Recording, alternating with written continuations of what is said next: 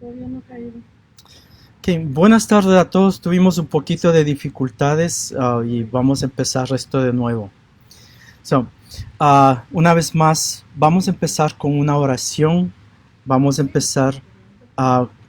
Sabemos que los tiempos son un poco difíciles, pero entonces ahora vamos a empezar con una oración. ¿Ok? Padre Santo, gracias Señor, te damos gracias por todo lo que tú haces, Señor. Te damos gracias porque tú eres bueno, Señor, con nosotros. Señor, sabemos que tú nos has protegido, tú nos sigues protegiendo. Gracias, Señor. Y en estos momentos, Señor, te decimos que queremos servirte a ti. Queremos, Señor, que todo lo que tú haces se manifieste en nuestras vidas. Señor, la palabra de hoy queremos que se manifieste en nuestras vidas, que tú te hagas real en nuestras vidas. En estos tiempos en que estamos en cuarentena y estamos en muchas cosas, queremos, Señor, que tu palabra se manifieste, que tu palabra esté viva en nosotros. Gracias, Señor, por todo. Gracias. Una vez más, no se olviden de que ahora nosotros tenemos que poner más esfuerzo en reunirnos, en buscar más de Dios, porque no es tan fácil como antes.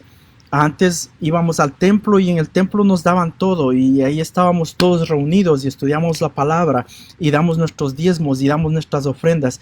Ahora es más difícil porque nosotros, depende todo de nosotros. Para buscar a Dios depende de nosotros, leer la palabra depende de nosotros, dar diezmos, dar ofrendas depende de nosotros. Esto es algo que nosotros tenemos que hacer, algo que nosotros tenemos que proponernos y hacer las cosas. No se olviden de seguirse reuniendo, seguir buscando a Dios y sobre todo, o no sobre todo, pero también los diezmos y ofrendas. La semana pasada, o hace 2 semanas más bien dicho, terminamos el capítulo 5 del libro de Efesios. Y hoy quisiéramos empezar el capítulo 6 del libro de Efesios. El capítulo 6 del libro de Efesios básicamente es una continuación del capítulo 5. En el capítulo 5 aprendimos cómo ser buenos esposos, buenas esposas, con el concepto de sometimiento, de someternos. Quisiera regresar al libro de Filipenses capítulo 2, versículos 2 al 4, para buscar el concepto de sometimiento. Miren lo que dice. Entonces háganme verdaderamente feliz. Estoy leyendo Filipenses capítulo 2, versículo 2. Háganme verdaderamente feliz, poniéndose de acuerdo de todo corazón entre ustedes, amándose unos a otros y trabajando juntos con un mismo pensamiento y un mismo propósito. No sean egoístas, no traten de impresionar a nadie. Sean humildes, es decir, considerando a los demás como mejores que ustedes. No se ocupen solo de sus propios intereses, sino también procuren interesarse en los demás.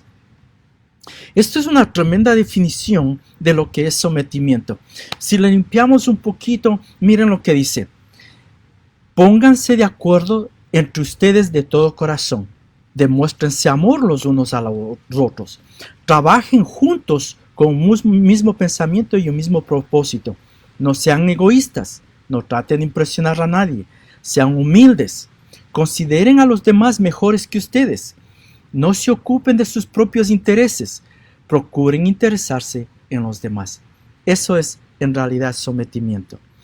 Cogiendo esto como concepto y teniendo en cuenta lo siguiente, que todo cristiano debe ser controlado por el Espíritu Santo y debe estar dispuesto a dar a los demás la prioridad o el primer lugar, teniendo eso en cuenta, entremos al capítulo 6, versículo 1 del libro de Efesios.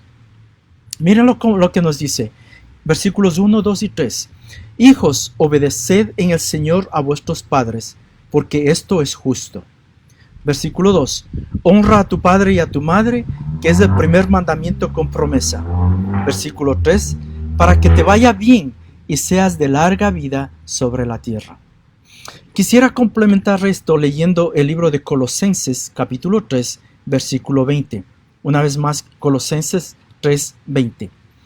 Hijos, obedeced a vuestros padres en todo, porque esto agrada al Señor. Regresando al libro de Efesios, En el primer versículo dice, obedecer a vuestros padres y honrar a vuestro padre y a vuestra madre. Dice, porque esto es justo. La palabra justo en este caso es algo que está correcto, algo que está bien, algo que es bueno. Honrar a nuestros padres no puede ser hecho porque es un mandamiento más, sino más bien porque es algo bueno, porque es lo correcto, porque esto es algo que agrada al Señor, porque es la respuesta que Dios espera de nosotros hacia nuestros padres.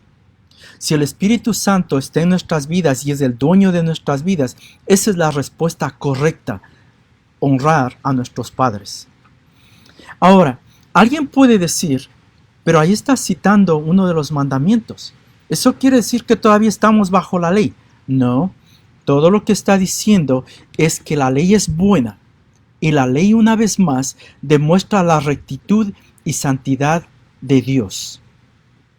En el libro de Gálatas capítulo 3 versículo 13 nos dice lo siguiente: Cristo nos redimió de la maldición de la ley. La palabra redimió es nos liberó, nos sacó, nos quitó de la maldición de la ley. No estamos bajo la ley, pero la ley es buena, la ley fue dada por Dios. Todavía podemos usar la ley para usarla y vivir nuestra vida.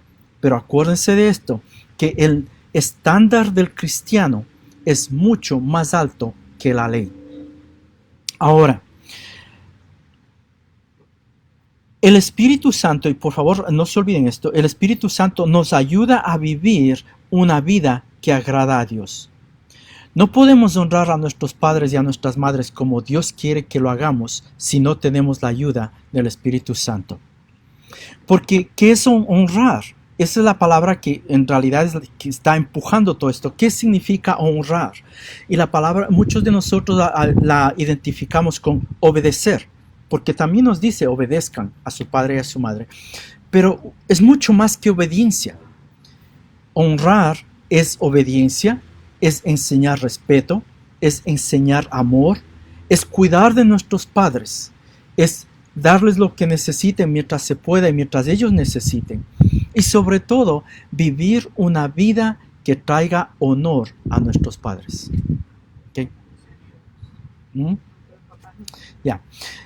Ahora, algo que alguien puede decir en esos momentos es, pero yo no tuve buenos padres. Yo no tengo buenos padres. ¿Cómo yo puedo honrar a ese papá y a esa mamá que no son buenos? El concepto es el siguiente. Eso no es problema tuyo. El problema tuyo y mío es honrarlos. Honrar a nuestros padres, no importa cómo sean, no importa quiénes sean. Porque eso es lo que dice Dios que Él espera de nosotros. Él espera que nosotros honremos a nuestros padres. Por lo tanto, tenemos que hacerlo. Una vez más, no importa cómo sean ellos o lo que ellos sean o lo que hayan sido. No importa. Eso es problema de Dios, no nuestro. Y lo que nosotros entendemos a través de toda la Biblia es lo siguiente, que cuando nosotros agradamos a Dios, cuando nosotros obedecemos lo que Dios dice y hacemos lo que Dios dice, Dios se encarga de las otras cosas. ¿Quién va a arreglar a nuestro papá y a nuestra mamá si es que no son buenos? No nosotros. Nosotros no podemos arreglar a nadie. Nuestro trabajo es honrarlos. ¿Quién los va a arreglar? Dios. Ese es el trabajo de Él. Ahora, miren esto. Dice que si honramos a nuestros padres es con dos razones o dos consecuencias. La una, para que nos vaya bien, y la otra, para que tengamos larga vida. Hay mucha gente que quizá diga, esa gente que se muere joven es porque no honró a su padre o a su madre. No, es que nada más le tocaba morirse joven. Piensen de esta forma, nadie, absolutamente nadie, se muere el día antes. Todos se mueren el día que ya está escrito, el día que Dios ya ha asignado para que nosotros muramos. Si es que Él no viene antes y nos lleva, por supuesto. Recordémonos que Dios es el que controla nuestra existencia y nadie, absolutamente nadie, se muere antes de hora. Pero miren los beneficios de honrar a papá y mamá. Que nos vaya bien, y que tengamos larga vida. Eso lo que quiere decir es que vamos a evitarnos un montón de problemas. Piensen de esta forma. Si nosotros respetamos a papá y mamá y escuchamos lo que nos dicen, que muchos de ellos tienen buenos consejos, aunque sean malos padres, tienen buenos consejos. Piensen ustedes, ¿de cuántos problemas nos hubiéramos librado? ¿De cuántas situaciones que nos hemos metido nos hubiéramos librado si hubiéramos escuchado a nuestro papá y a nuestra mamá? Eso tiene que ver con esto de que te vaya bien y que tengas larga vida. El concepto principal aquí es que los hijos deben honrar a sus padres porque eso es lo que le agrada a Dios. Un hijo que honra a sus padres glorifica a Dios. ¿Okay? Vamos a seguir en Efesios capítulo 6, versículo 4. Y miren lo que dice. Y vosotros padres no provoquéis a ira a vuestros hijos, sino criadlos en disciplina y amonestación del Señor. Para complementar esto, leamos Colosenses 3:21. Colosenses 3:21 dice, padres, no exasperéis a vuestros hijos para que no se desalienten. Wow. En los versículos anteriores, regresando a Efesios 6, en los versículos del 1 al 3 les habló a los hijos, ahora les habla a los padres. Y piensen de esta forma, cuando Pablo está escribiendo esto, él sabe que va a haber niños y va a haber adolescentes en la audiencia.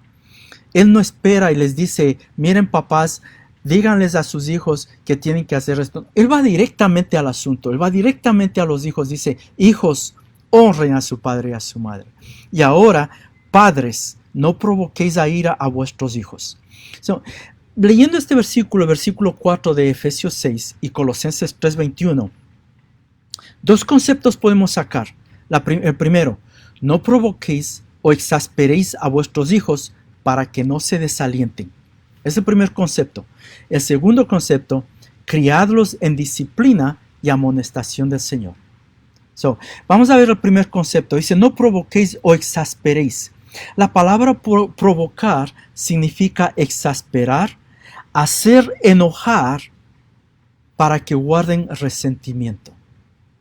Está duro, está duro. Ahora, ¿de dónde sale esto? ¿Por qué Pablo escribe de esta forma? Miren esto. La costumbre cuando Pablo está escribiendo esto, cuando Dios permite que Pablo escriba esto, era que cuando un bebé nacía, traían el bebé a su papá. Y si el papá lo tomaba en sus brazos, si el papá lo recogía, ese bebé era aceptado. Pero si el papá no lo recogía, ese bebé era rechazado. Y lo podían regalar a alguien, o lo podían vender como esclavo, o lo podían dejar a la intemperie hasta que se muera. Piensen en un muchacho, en un bebé que ha sido rechazado y que vive y llega joven y llega a hombre o llega a mujer y piensa, mi papá me rechazó, mi papá no me aceptó. ¿Qué resentimiento ha creado ese padre en ese hijo o en esa hija? Eso es lo que Pablo nos está hablando. Dice, hay momentos, hay cosas que nosotros hacemos que van a hacer, que pueden hacer que nuestros hijos nos guarden resentimiento. Y lo que estamos haciendo es lo siguiente, que estamos abusando de nuestra autoridad de padres para hacer cosas con nuestros hijos o a nuestros hijos que están mal y que traen resentimiento, rencor y quizás algunas otras cosas más. Ahora, ¿cómo exasperamos a nuestros hijos? Porque eso es lo que estamos hablando. ¿Cómo exasperamos? Miren, razones o formas de cómo nosotros como padres exasperamos a nuestros hijos. Cuando decimos una cosa, pero hacemos otra. ¿Cuántas veces hemos visto a alguien que dice, mijo, no fumes, pero el hombre tiene el cigarro en la boca? Mijo, no tome, pero anda borracho. Dicen una cosa y hacen otra. Decimos una cosa y hacemos otra. Nos fijamos en las fallas o en las faltas. Y siempre estamos diciendo, mira, no hiciste esto, mira, esto está mal, mira aquello, mira esto. Pero nunca nos fijamos en lo bueno. Nunca decimos palabras de ánimo. Nunca decimos palabras de aliento. Somos inconsistentes. Hoy decimos que sí a una cosa y a la misma cosa mañana decimos que no. No somos justos cuando disciplinamos. No somos correctos. Me encanta la siguiente. Tenemos hijos favoritos. ¿Alguna vez ustedes han pensado en Esaú y Jacob? Como el favoritismo, Esaú y Jacob. Isaac, el favorito de Isaac era Esaú. El favorito de la esposa de Isaac era Jacob. Había una división en esa familia. Cuando hay favoritos hay división y crea resentimiento. Piensen en Absalón, el hijo de David. Cómo David le permitió a Absalón, porque era uno de sus favoritos, hacer y deshacer, hasta el punto que Absalón se rebeló contra su propio padre. ¿Cómo exasperamos a nuestros hijos? Teniendo hijos favoritos. No deberíamos tener hijos favoritos. Nuestros hijos, todos deben ser, les debemos demostrar amor por igual. ¿Cómo más exasperamos a nuestros hijos? Hacemos promesas que no cumplimos. Y me gusta también y es fuerte. Tomamos a la ligera lo que para ellos es importante. El hecho de que son niños, el hecho de que son jóvenes, no les damos la importancia que ellos se merecen o que ellos quisieran tener de nosotros. Y todas estas cosas, si nosotros no cambiamos, estamos criando hijos llenos de resentimiento, llenos de rencor. Ahora, por supuesto, estas son áreas donde todos nosotros como padres podemos trabajar y mejorar. Tratando de no irnos a los extremos. Porque, por ejemplo, alguien va a decir ahora, pues ahora cada cosa que haga mi hijo, yo le voy a aplaudir y yo le voy a decir que está bien, aún a lo que está mal. No, tenemos que saber hacer las cosas, no irnos a los extremos. Disciplinar. Algo parte de eso es disciplinar, como estoy escuchando, y tenemos que tener disciplina. Tenemos que tener límites. Si no hay disciplina, si no hay límites, estamos criando hijos salvajes. Yo sé que ustedes no estén de acuerdo con esa palabra, pero eso es lo que estamos haciendo. Hacen lo que les da la gana, cuando les da la gana. No está bien. Y a veces decimos, es que necesita expresarse a sí mismo. No, lo que está mal, está mal. ¿Okay? Algo que nos dice aquí dice que tenemos que criarlos. ¿Okay? Y la palabra criarlos tiene el mismo concepto de nutrir. Y nutrir, mire, eso implica trabajo. Eso quiere decir que como padres tenemos que trabajar. Es la misma palabra que se usa en el capítulo 5, versículo 29. Y lo que quiere decir básicamente esto: si queremos que nuestros hijos sean buenos hombres y mujeres en el mañana, nosotros tenemos que ocuparnos en nutrirlos. Es nuestro trabajo en nutrirles. Eso quiere decir que tenemos que interesarnos en que ellos hagan las cosas que le agradan a Dios. Tenemos que estar dispuestos a sacrificar nuestro tiempo y energía para educarlos, para enseñarlos, para levantarlos cuando se caen, para corregirlos cuando hacen algo mal, para apoyarlos, para proveer apoyo físico, mental y espiritual a todas sus vidas. Eso es nutrir, eso es criar. Ahora, ¿cómo podemos hacer esto? ¿Cómo podemos nutrirlos? Algo que dice aquí en este versículo es fácil. Dice, a través de la disciplina y amonestación en el Señor. Disciplina. Usualmente cuando hablamos de disciplina, en nuestras mentes lo que viene es golpes, correa, la vara, el látigo. No, disciplina no es eso. Disciplina es un conjunto de reglas y leyes que rigen a una comunidad. En este caso, que rigen al hogar donde nosotros vivimos. Disciplina es instruir, es enseñar, es amonestar. ¿Qué quiere decir esto? Que tiene que haber límites en nuestras casas y tiene que haber consecuencias buenas y consecuencias malas cuando las reglas se siguen o cuando las reglas se rompen. Tenemos que tener todo eso. Y otra cosa, no podemos ser inconsistentes. Si nuestro hijo le dijimos que hacer algo está mal y lo hace, nosotros no podemos decir, well, mañana lo corrijo. No, tú tienes que corregirlo, tienes que ser consistente. Lo que está mal y lo que está bien está bien. Si hizo algo bueno, lo aplaudes y lo animas y le dices, mi hijo, mija, eso estuvo bien. Ser consistentes, eso es parte de la disciplina. La disciplina en realidad lo que quiere decir es lo siguiente, que nosotros como padres tenemos que seguir reglas. Las mismas reglas que nosotros nos ponemos, tenemos que seguirlas. Y nosotros somos los que enforzamos los límites y la disciplina. Acuérdense, tenemos que estar dispuestos a enseñar, levantar, corregir, apoyar. Amonestar, acuérdense que decía a través de la disciplina y amonestación en el Señor. Amonestar son palabras y quiere decir instruir y animar. No es solamente a través de nuestras acciones, es a través de nuestras palabras. Nosotros criamos nuestros hijos, nutrimos a nuestros hijos a través de nuestras palabras.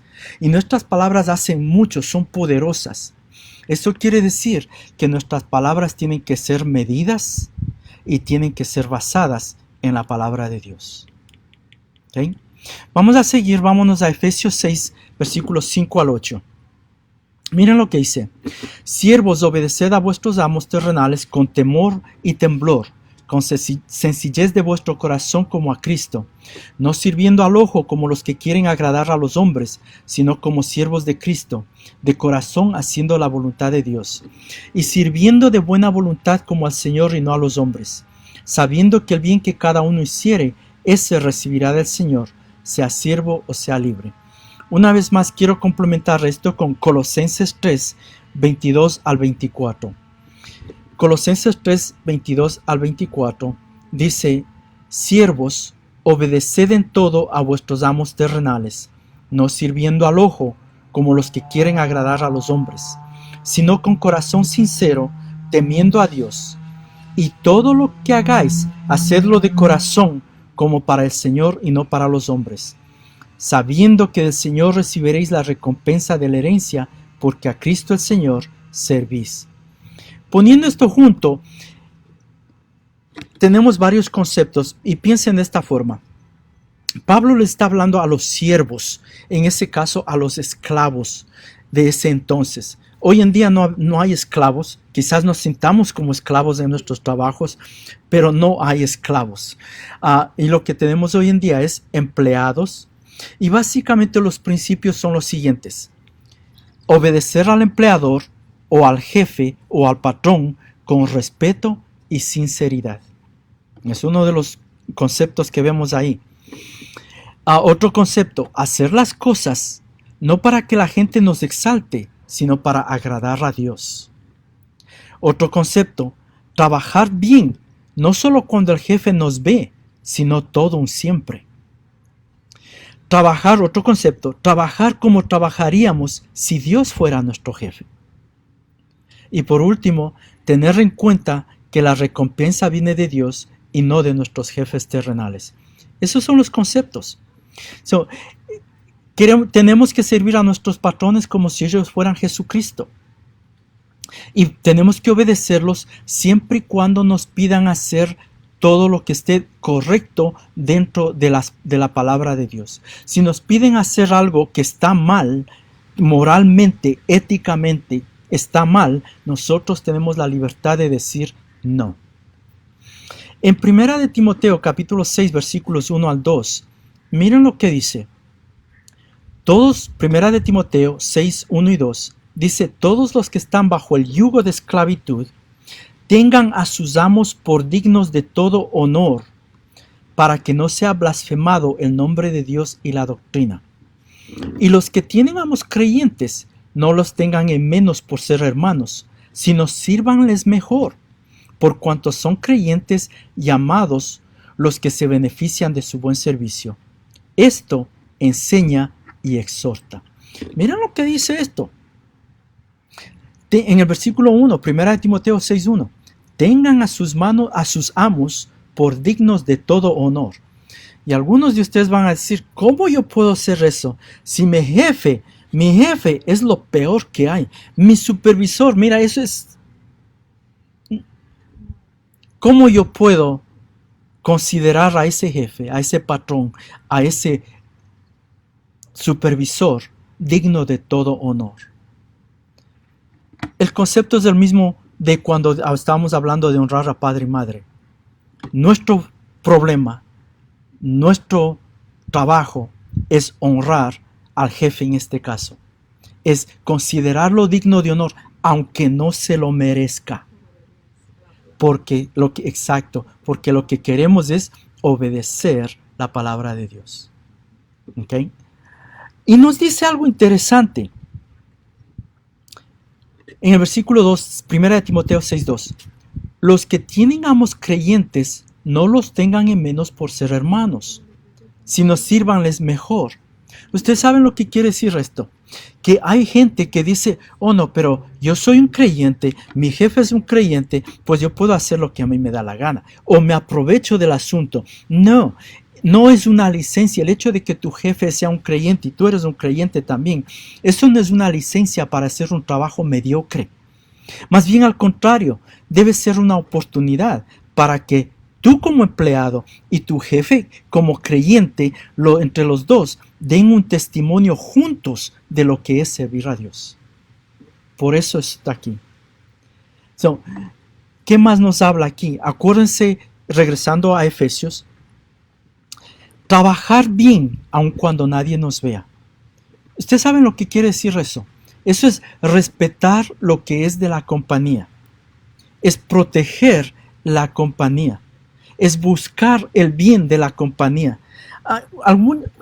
He escuchado esto varias veces. Pero si es que ellos tienen dinero, si ellos tienen, ¿por qué yo tengo que cuidarles? ¿Por qué yo tengo que hacer esto? Si tú eres un creyente, tú tienes que hacer eso. Es más, algo que ustedes tienen que pensar, y yo tengo que pensar, es lo siguiente. Tú tienes que orar por esa compañía. Tú tienes como creyente, si usted está trabajando en una zapatería, tú oras por esa zapatería para que haya más zapatos, para que Dios traiga más trabajo a tu empleador. Y piensa de esta forma, si Dios bendice al empleador, también te está bendiciendo a ti. Eso es parte de honrar al empleador. Ir a trabajar no debería ser una carga o un malestar. Hay gente que cuando se despierta en la mañana dice, ay, otra vez a trabajar. No, debería ser alegría, debería ser, ¿qué es lo que voy a hacer hoy? ¿Cuántas cajas voy a hacer? ¿Qué es lo que voy a empacar? ¿Qué es lo que voy a hacer? Porque voy con una expectativa de qué es lo que Dios va a hacer en mi trabajo en el día de hoy. Esa es la forma en que deberíamos ser. Y porque lo que tenemos que pensar es que no estamos sirviéndole al patrón o al jefe o al supervisor, sino que estamos sirviendo al patrón de patrones.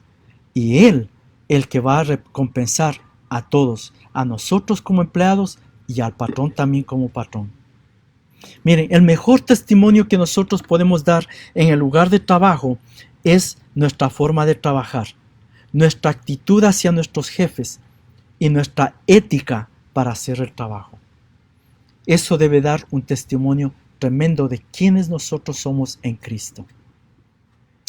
Ok, sigamos adelante. Efesios 6:9. Ahora les habla a los empleadores. Ahora dice, y vosotros amos, haced con ellos lo mismo, dejando las amenazas, sabiendo que el Señor de ellos y vuestro está en los cielos, y que para Él no hay acepción de personas. Me interesa la primera frase. Dice, vosotros amos, les habla a los amos. Miren lo que es, haced con ellos lo mismo. ¿Haced con quién? Con los empleados. Lo mismo. ¿Qué mismo? Los mismos conceptos que acabamos de leer, de aprender con los empleados, se aplican a los empleadores. Son los empleadores, se supone que respeten a los empleados, se supone que instruyan a los empleados, se supone que enseñen a los empleados.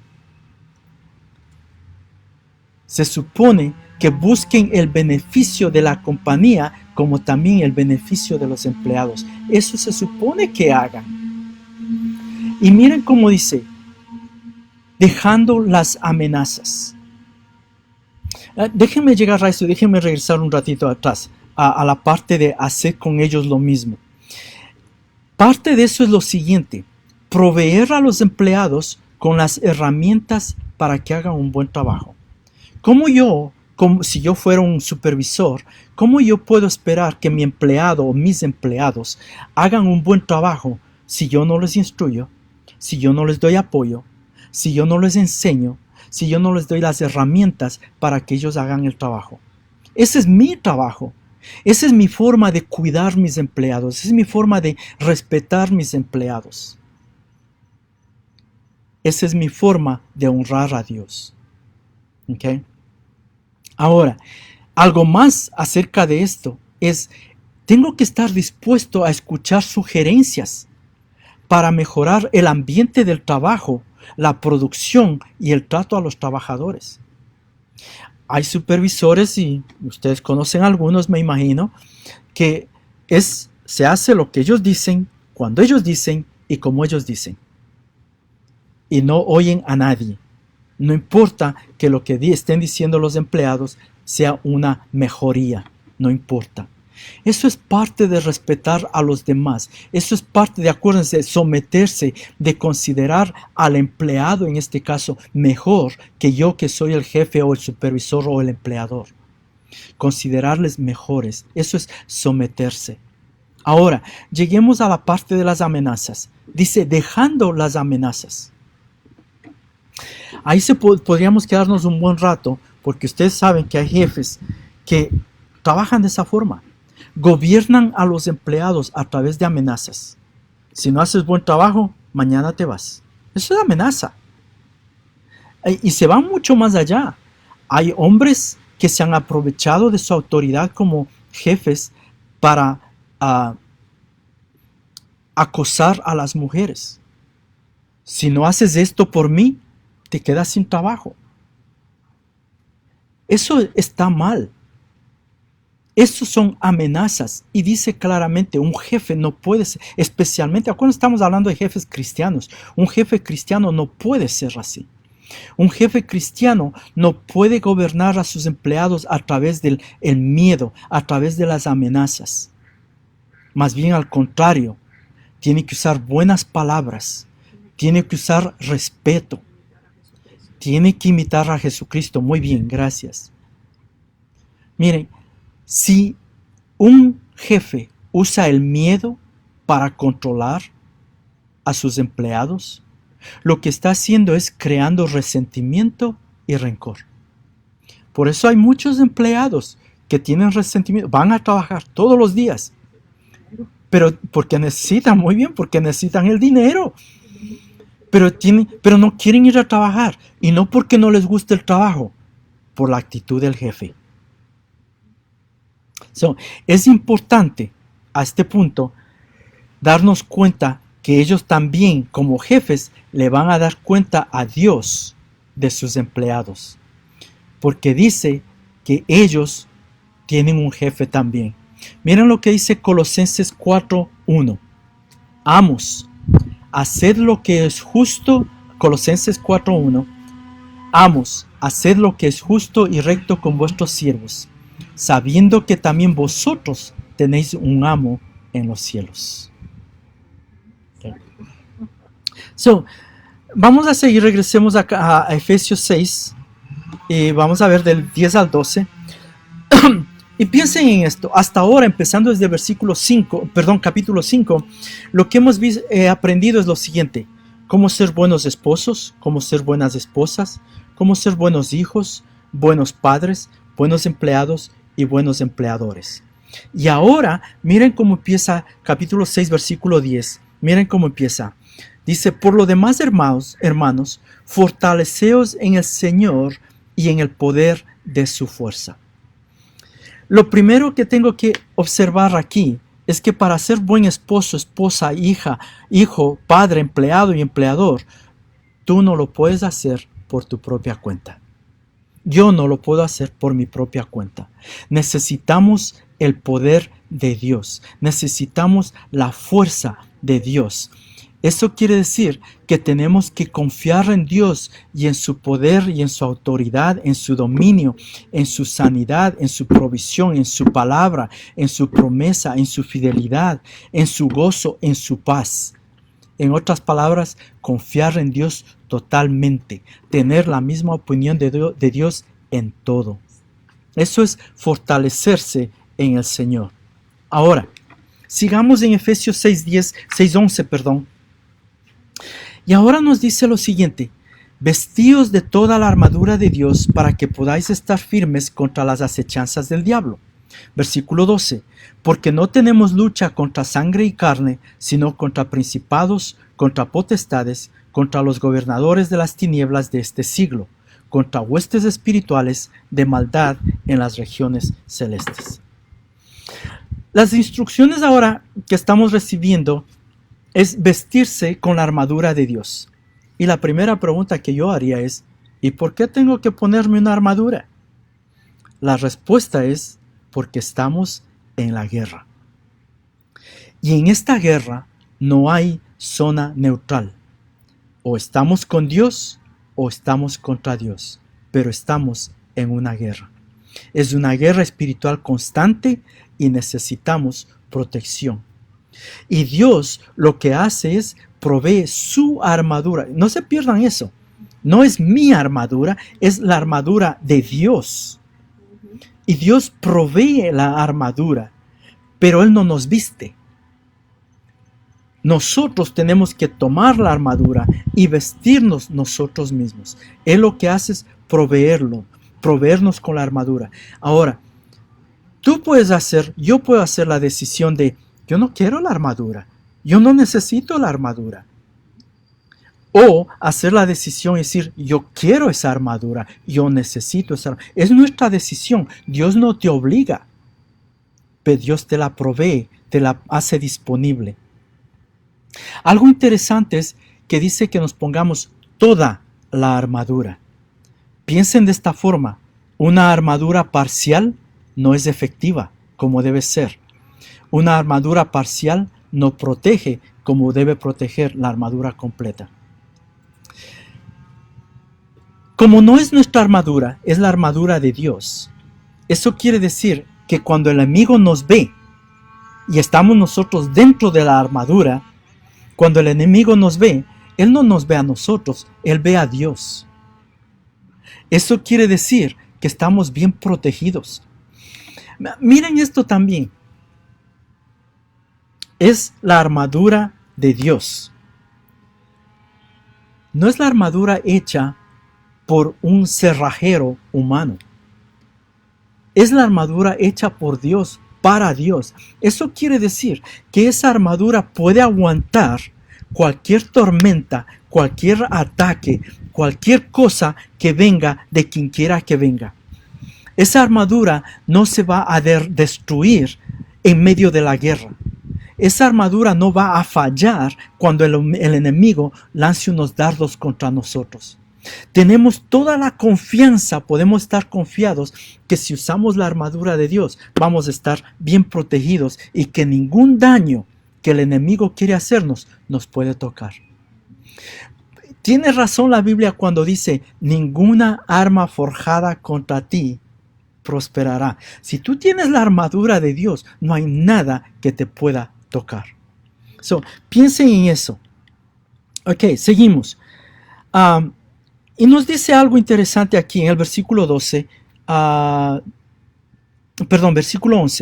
Dice, para que podáis estar firmes contra las acechanzas del diablo. La palabra acechanzas Viene del griego metodías, que significa engaño o artificio que se hace para perjudicar a alguien. Es una emboscada, es una trampa, es una celada, es una maquinación, es un avispero, es ocultar una tropa para sorprender al enemigo. Sí, eso es lo que hace el enemigo. El enemigo se oculta, el enemigo pone emboscadas, el enemigo es sutil, el enemigo pone trampas. Él no viene de frente.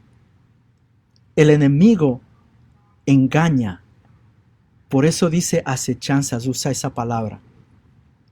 Pero la armadura nos permite sobrepasar el ataque, nos permite sobrepasar la tormenta y estar firmes a través de todo eso. Ahora, en el versículo 12 hace algo, nos identifica al enemigo y nos dice claramente que el enemigo es el diablo. Algo que tenemos que pensar de esto. En una guerra, mientras más información nosotros tenemos del enemigo y sabemos cómo el enemigo funciona y cómo hace las cosas, entonces podemos responder mejor a los ataques o nos podemos preparar mejor para estar firme en el ataque o podemos evitar el ataque. Es bueno saber primero quién es el enemigo, saber cómo funciona. Y algo que nos dice aquí es que no es ni de carne ni de sangre. Dice claramente, porque no tenemos lucha contra sangre y carne. Lo que está diciendo es, miren, su esposo no es su enemigo. Su esposa no es su enemigo, su enemiga. Sus hijos, su empleador, su supervisor, ellos no son sus enemigos. El diablo es nuestro enemigo. El diablo puede manipular a la gente para que parezcan nuestros enemigos, pero el diablo es nuestro enemigo. Y nos dice algo más acerca de este enemigo. Nos dice que tiene una jerarquía. Nos habla de principados, potestades, gobernadores de las tinieblas, huestes espirituales de maldad. Esto quiere decir que este es un enemigo bien poderoso, pero no tan poderoso como nuestro Dios. Él viene a robar, matar y destruir.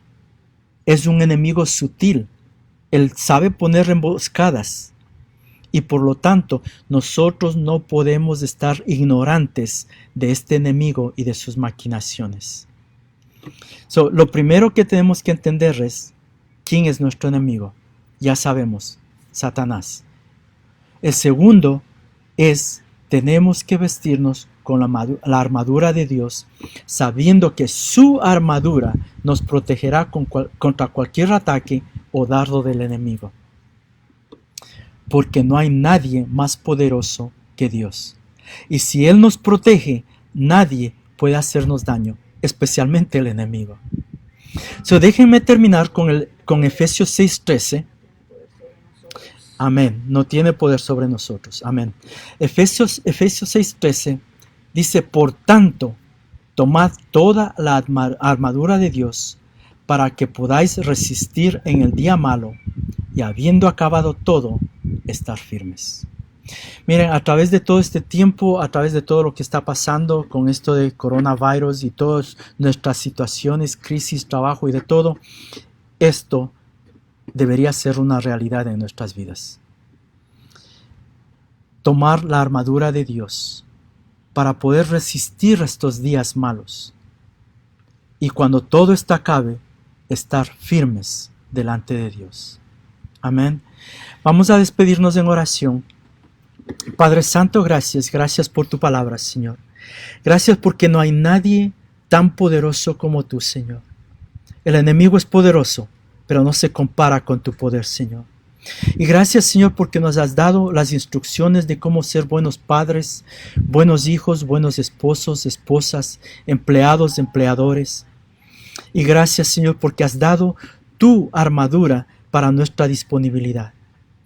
Gracias, Señor, por todas las instrucciones de cómo vivir una vida que te agrada a ti, Señor. Gracias, Señor, porque nos dejas ver que podemos, con tu fuerza, con tu poder, con tu espíritu y con tu armadura, seguir adelante y estar firmes. Señor, te damos gloria y te damos honra, porque tú eres un Dios bueno, un Dios que nos protege, un Dios que nos guía. En el nombre de Jesús, te damos toda la gloria y toda la honra. Amén. Y la semana que viene continuamos con el capítulo 6 y vamos a empezar en el versículo 14. Y vamos a hablar de la armadura de Dios. Que Dios les bendiga.